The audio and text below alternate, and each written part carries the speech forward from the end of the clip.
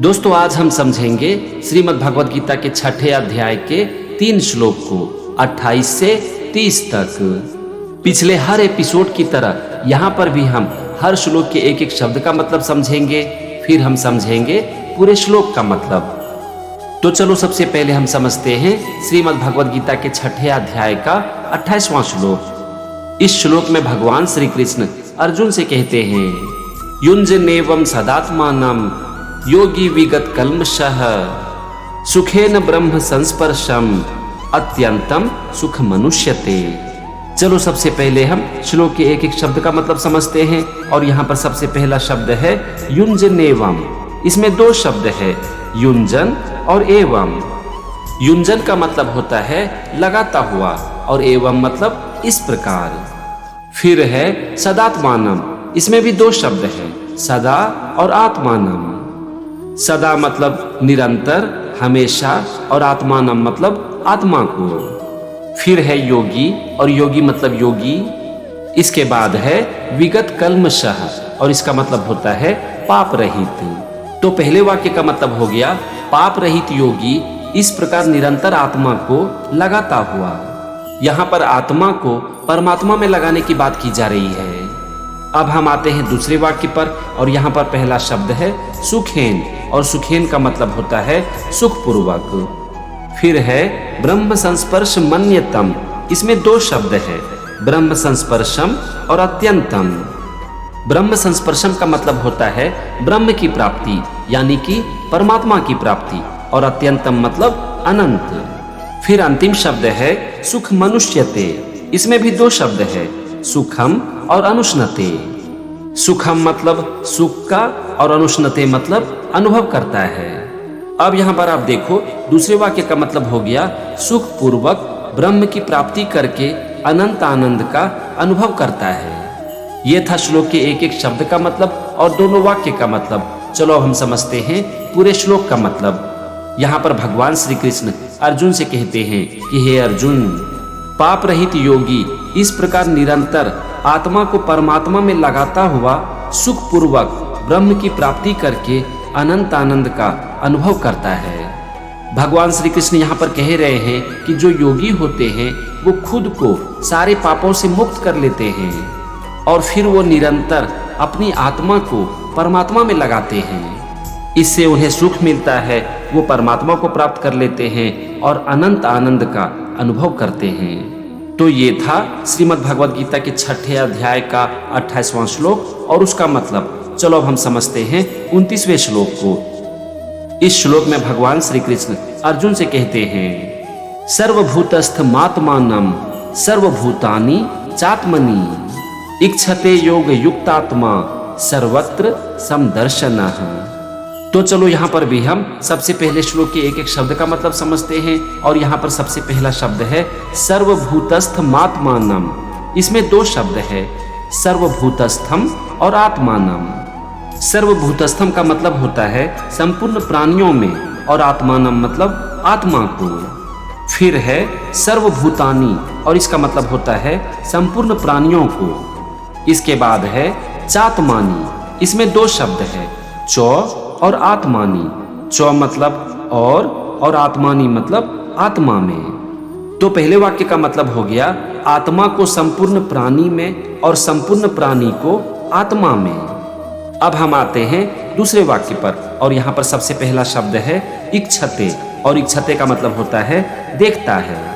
इसके बाद है योग युक्त आत्मा, और इसका मतलब होता है खुद को योग में परमात्मा में लीन रखने वाला, परमात्मा में समर्पित करने वाला।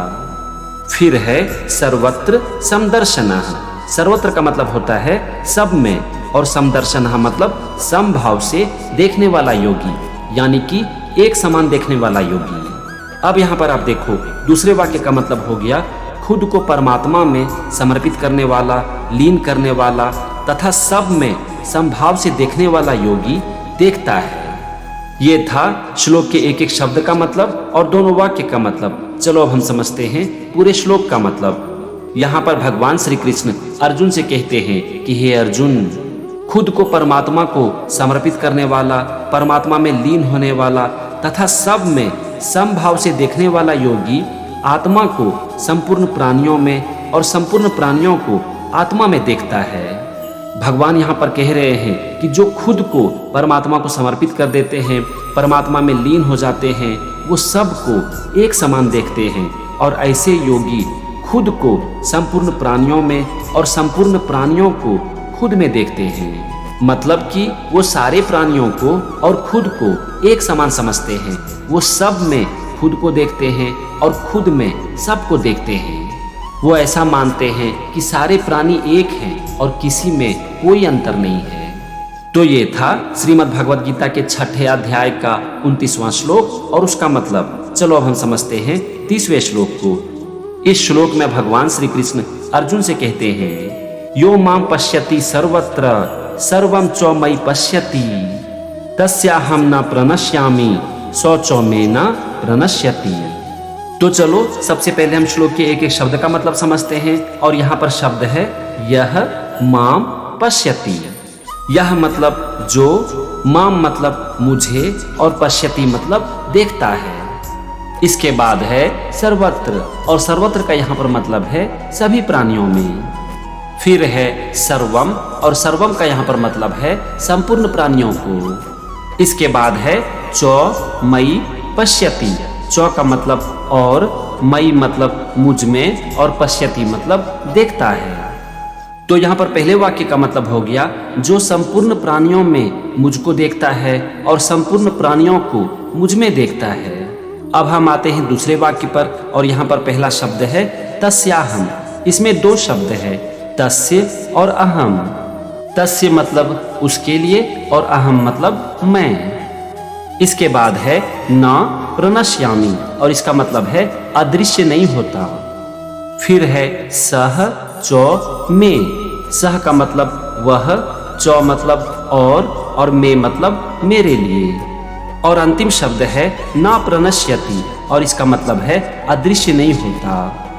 अब यहाँ पर आप देखो दूसरे वाक्य का मतलब हो गया उसके लिए मैं अदृश्य नहीं होता और वह मेरे लिए अदृश्य नहीं होता। कहने का मतलब हुआ कि वो मुझे देख पाता है, मेरा अनुभव कर पाता है और मैं उसे देख पाता हूँ। ये था श्लोक के एक एक शब्द का मतलब और दोनों वाक्य का मतलब। चलो अब हम समझते हैं पूरे श्लोक का मतलब। भगवान श्री कृष्ण अर्जुन से कहते हैं कि हे अर्जुन, जो संपूर्ण प्राणियों में मुझको देखता है और संपूर्ण प्राणियों को मुझ में देखता है, उसके लिए मैं अदृश्य नहीं होता और वह मेरे लिए अदृश्य नहीं होता। भगवान यहाँ पर कह रहे हैं कि जो पुरुष हर प्राणियों में ईश्वर को देखता है, यानी कि मुझे देखता है, और जब वो मुझे याद करता है, मेरी आराधना करता है, मेरी वंदना करता है, तो मुझ में हर प्राणियों को देखता है। ऐसे पुरुष मेरे स्वरूप को प्राप्त कर लेते हैं, मुझे प्राप्त कर लेते हैं, मेरे दर्शन प्राप्त कर लेते हैं, और ऐसे पुरुष का मैं ख्याल रखता हूँ। तो ये था श्रीमद् भगवद गीता के 6ठे अध्याय का 30वां श्लोक और उसका मतलब। आज के इस वीडियो में हमने समझा श्रीमद् भगवद गीता के 6ठे अध्याय के 3 श्लोक को 28 से 30 तक। मैं उम्मीद करता हूँ कि श्रीमद् भगवद गीता आपको बहुत अच्छे से समझ में आ रहा होगा और आप अपने जीवन के लिए कुछ न कुछ जरूर सीख रहे होंगे। अभी तक मैंने श्रीमद् भगवद गीता के दूसरे अध्याय से 5वें अध्याय तक के सारे श्लोकों का वीडियो डाल दिया है और ये 6ठा अध्याय चल रहा है। श्रीमद् भगवद गीता का ये सीरीज कंटिन्यू रहेगा और अगले एपिसोड में भी हम इसी अध्याय के कुछ और श्लोक को समझेंगे। तो मेरे साथ बने रहिए और सीखते रहिए। श्रीमद् भगवद गीता। जय श्री कृष्ण।